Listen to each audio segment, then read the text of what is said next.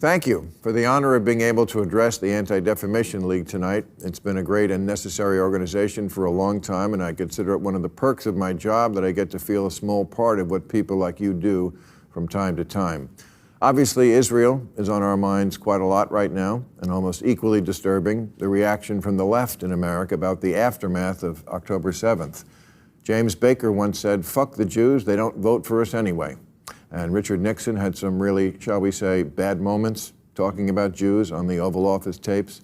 So I would not have been surprised if this lack of empathy came from the right. And for sure, the Jews will not replace us chant we've heard in recent years comes from MAGA Nation.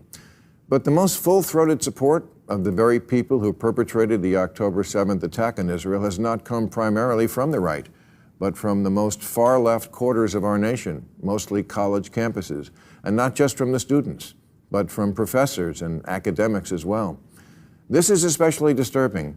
Liberals are supposed to know what liberal values are, and those values are not embodied in Gaza, where there are no laws against sexual harassment, spousal rape, domestic violence, homophobia, honor killings, or child marriage.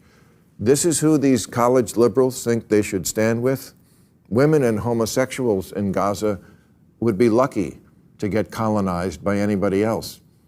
To all the progressives and academics who refer to Israel as an outpost of Western civilization, like it's a bad thing, please note, Western civilization is what gave the world pretty much every liberal precept that liberals are supposed to adore.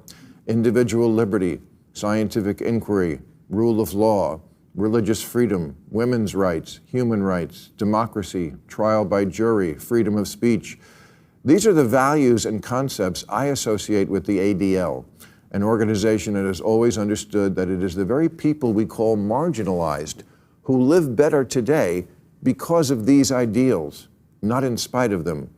The ideas that came through Athens, Rome, London, Paris, and Philadelphia are what make life good for most people in free societies today, that individuals have value, that even the powers that be must submit to the rule of law, that punishment should not be cruel and unusual, that accused people get a trial, that there's such a thing as a war crime.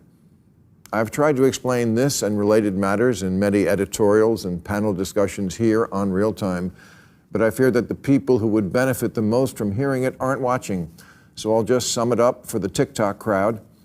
If you lived in almost any Middle Eastern city, you would run screaming and begging to live in Tel Aviv, where you would feel most at home in values and lifestyle.